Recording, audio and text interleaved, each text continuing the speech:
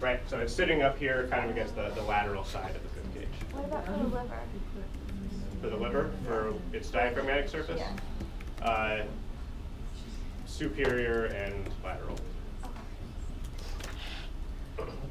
I see that they've updated the new dissector one. They've cleaned this up and changed the knife from a prison shiv type thing to a kitchen knife. I'm not sure if that's better, but I was happy to see that they kept it. All right, so we'll finish up with an introduction to the blood supply because we have to dissect one of the major components of blood supply to the abdomen today. But our blood supply to the abdominal viscera is primarily going to come from 3 unpaired branches of the abdominal aorta. So they're going to be branches that are coming off the anterior aspect of the aorta and spreading out to go to a bunch of the different abdominal viscera. So we're going to talk about the first of these in detail today. The other 2 we'll cover next week. So our first one is called the celiac trunk, and this is going to come off at approximately vertebral level T12. So you might remember that the aorta gets into the abdomen at vertebral level T12, and that means the celiac trunk comes off sort of the instant that it gets into the abdomen. Next we have the superior mesenteric artery. This is going to come off at L1. And our third one is the inferior mesenteric artery, and this will come off at L3. So I have them labeled as the celiac trunk is going to the foregut, superior mesenteric to the midgut, and inferior to the hindgut. But in order to really understand what that means, we have to sort of jump back to developmental aspects again. So it'll make a lot more sense what these arteries go to if we think of the gut tract when it was a single straight tube before it rotates in a bunch of different directions and loops up over itself. So our foregut, midgut, and hindgut in our young embryo here.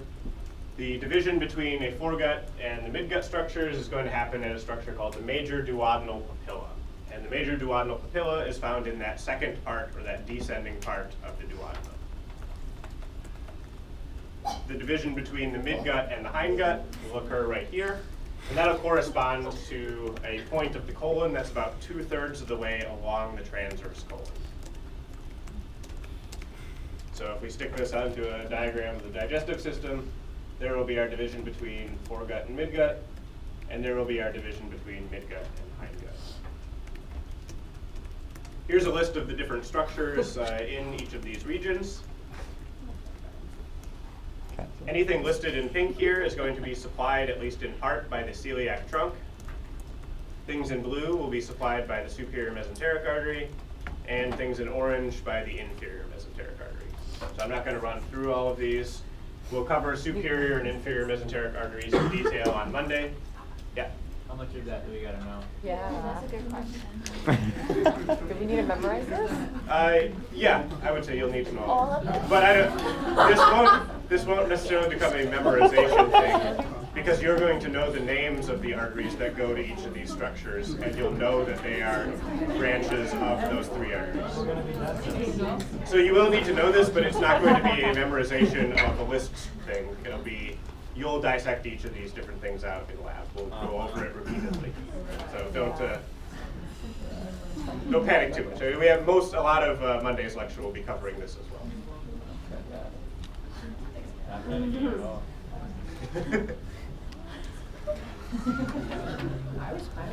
All right, so take a deep breath, and let's just go through the first of these, called the celiac trunk. And this is going to be supplying our foregut structures, which will be stomach, duodenum, liver, gallbladder, and pancreas, which we're not actually going to talk about today other than saying the name of one of the blood vessels that goes to it. Pancreas we'll talk about in Monday's lecture. All right, so as I said before, the celiac trunk comes off essentially the instant that the abdominal aorta gets into the abdomen. And the celiac trunk is often a really, really short vessel. So sometimes it's shorter than a centimeter. Other times it can be up to maybe 2 centimeters, but it doesn't really get any longer than that before it divides into its 3 main branches. So it will send a smallish branch off that will come up and supply the left part of the lesser curvature of the stomach, and this is called the left gastric artery. It will send a long, large artery over behind the stomach towards the spleen. This will be the splenic artery. And it will send another largish artery over towards the right in the direction of the liver. That will be called the common hepatic artery. And then other than the left gastric, each of these arteries is going to branch into a series of other named arteries. So our common hepatic will send a branch inferiorly towards the duodenum called the gastroduodenal, and a branch will continue on up towards the liver called the hepatic artery proper.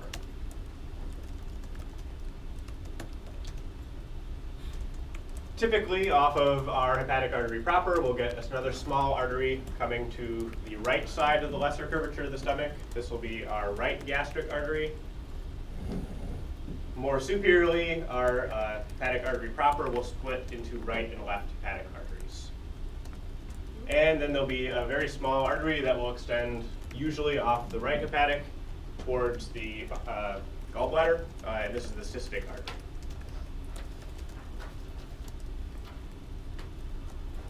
The gastroduodenal will have a series of branches, only some of which you'll need to know. A branch that runs inferiorly will be called the superior pancreatico-duodenal artery. And this one actually further divides into anterior and posterior branches to give us some of the best named structures, or at least longest named structures in the body of the posterior superior pancreatico-duodenal artery.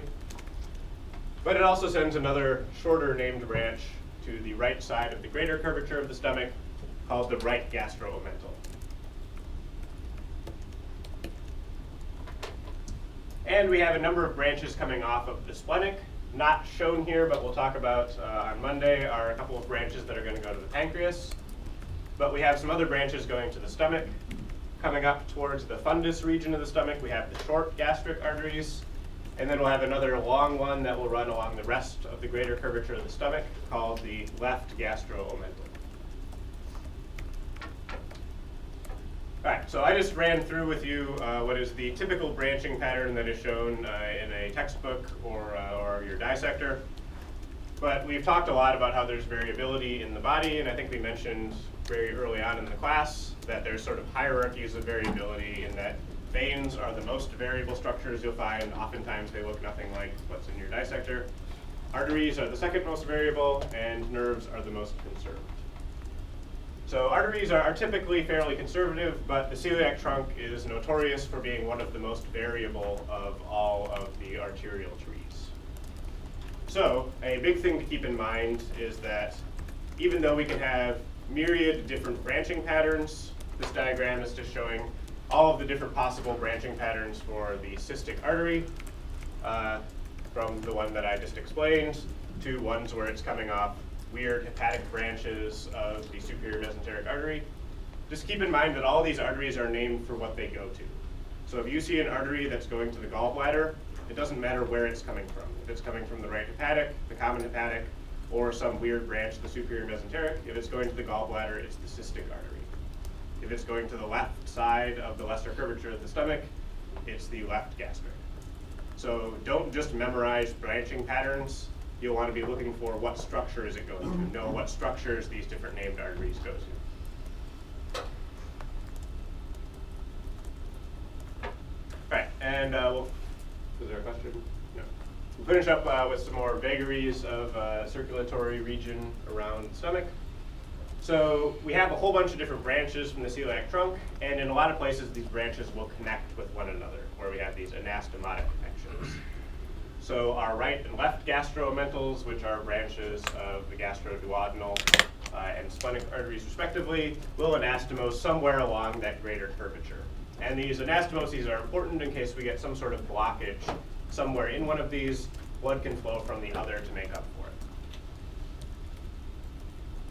Along the lesser curvature, we'll have an anastomotic connection between the right and left gastrics. Down around the pancreas, we'll have an anastomosis between the superior pancreatico-duodenal and the inferior pancreatico-duodenal, which we haven't seen yet. That will be a branch of the superior mesenteric artery that we'll talk about on Monday.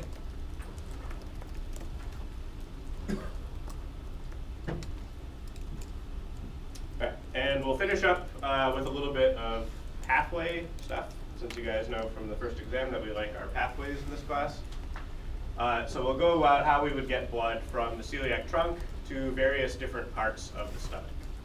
So in all cases, we're going to start at the aorta, go to the celiac trunk, and then from the celiac trunk, we can take a number of different routes to get to the stomach.